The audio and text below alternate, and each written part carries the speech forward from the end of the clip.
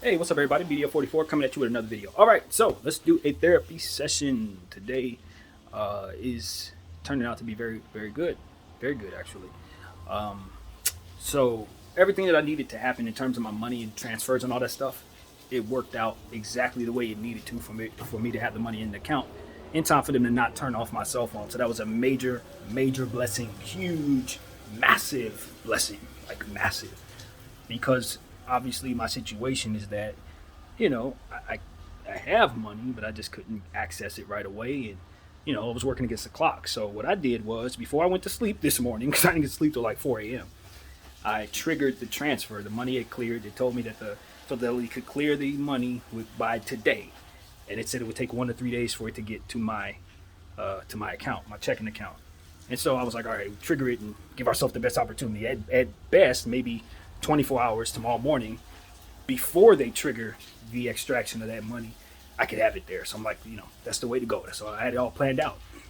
And it worked out even better than I thought. It didn't take a day, it took 7 hours. By the time I looked up at 10:30 this morning, all of the money that I extracted and sold, had cleared and sent, was in my checking account. So that was a beyond best case scenario. I was hopeful it would come in at earliest. I thought it would come in tomorrow morning. So, you know, my preparation was that of, I'm going to just prepare to not have my phone for a couple of days. If it takes 3 to 5 days, at least the triggering of the money going to my account is in place. So my whole concern was it clearing, and finding out that it cleared on the 30th, which is today, was all I needed to kind of ease my mind. I can live without my phone for a couple of days.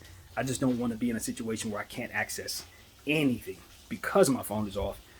That's real bad for me right now. So I took care of that, and it took care of me. Favor came through. What else? Um, I have something on my mind. It involves my family. I don't think it's as serious as maybe it's being taken. Um, so I'll just try my best to be vague. Because people watch stuff. You don't want to put anything in the air that ain't real. But one of my siblings' wife posted a meme that said, uh, "I don't do I don't do." It was worded in such a way where I don't do divorces. I do funerals or something like that. And she's married to my brother. So, needless to say, my oldest sister, or one of my older sisters, commented under there that we not talk about that when it's involving my brother? Can we not post stuff like that? And then, of course, one of my nieces, his daughter, kind of posted like, I don't know how to feel about this meme, and kind of put like the eyes open emoji, like, wow, I don't really, like, shocking emoji rather. And my sister, my little sister, who's about 30, she sent me, the thread, and she kind of roped in my other little brother, the Marine, and just kind of said, "What's the tea?" She didn't know how to feel about that, trying to gauge how she should feel about that and all of that. And for me, being raised out here, see, my siblings, they were raised in a different place. They were raised in Duarte first, and then they moved out, like, further out to like Big Bear and Temecula. So they kind of weren't in the city like their big brother. I kind of grew up a certain way, and plus my mom was from a certain place. So what my mom instilled in me was a certain level of paranoia, I guess, or she would call it like a vigilance, that just makes me kind of wary of things that maybe other people just shrug off. I'm from the school of, when a person tells you who they are, believe them. I'm from the school of, when a person hints at they're capable of doing something drastic, that maybe they actually are, and they take it very seriously the first time. I'm from that school of thought. So when I see something like that, my mind goes immediately to trying to fend off the extreme aspect of my mind, to get to a point where I can just say, nah, it probably wasn't nothing. Because I've seen too many instances where you'll get a hint telling you, hey, something about to happen, but you don't heed it because you just shrug it off, say, nah, it's nothing. I don't like doing that at all, and I certainly don't want to do that as it pertains to my siblings, my brothers, family, loved ones. So, yeah, that's what I did this for me. This is my therapy session. I'm not trying to put anybody out there on blast, but that meme made a couple of our family members feel uncomfortable, including myself.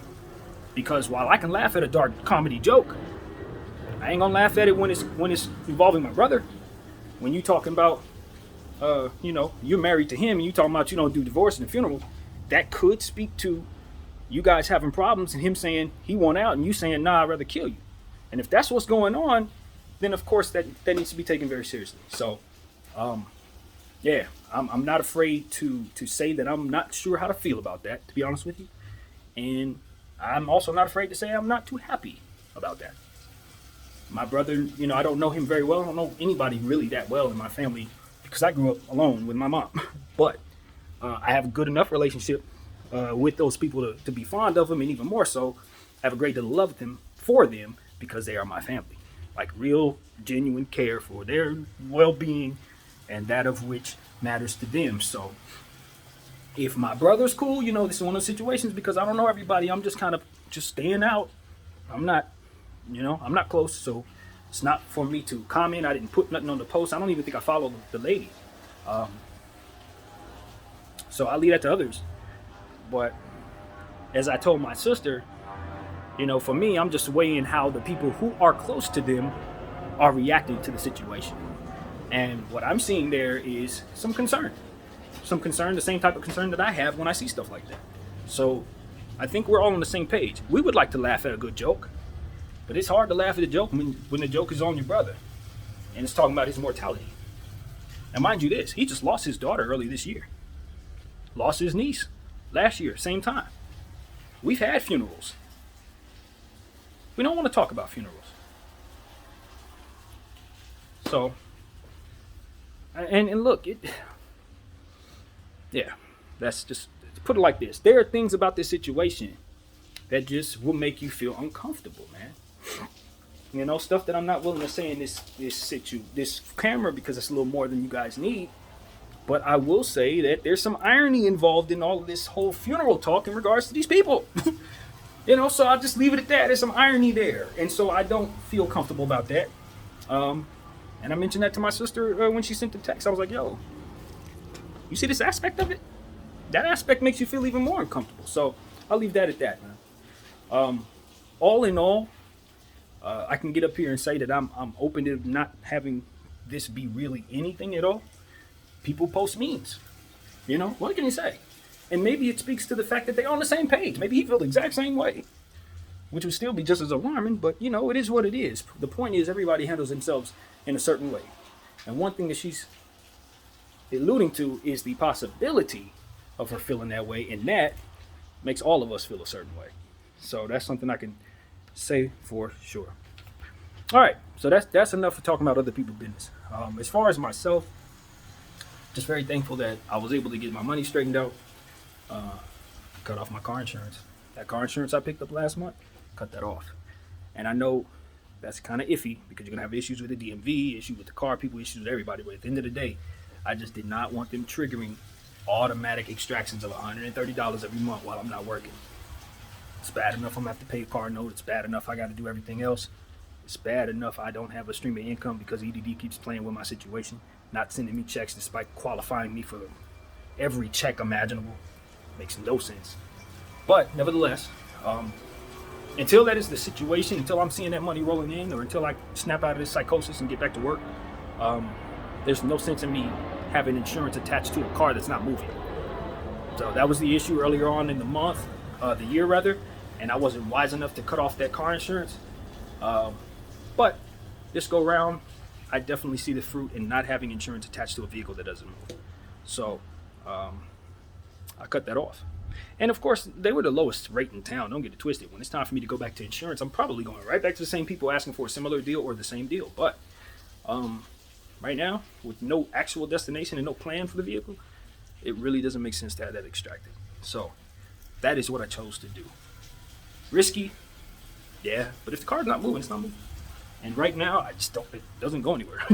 Literally hasn't moved since I brought it home. Since I took it on that little car wash, I've been in the house ever since. And to be honest with you, a lot of that has to do with the weather out there.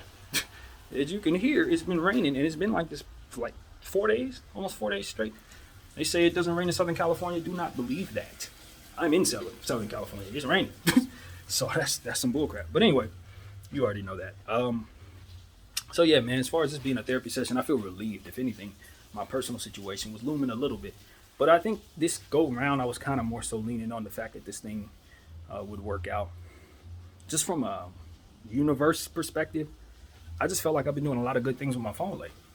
And, some of the topics we've been talking about on this channel have been better. Obviously, the therapy sessions have been helpful for me personally.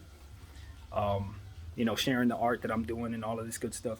There's things that I'm doing on here, including some of the stuff that I'm paying attention to and learning about, that I just feel like it's right now for me to have my phone on. And while, nothing has to necessarily work out in my favor, being that I have been moving the way that I've been moving, it's just something in me that feels like right now, this is supposed to be fine. Even though the struggles are as they are, the things that I'm doing right now are things that are beyond the moment I'm in.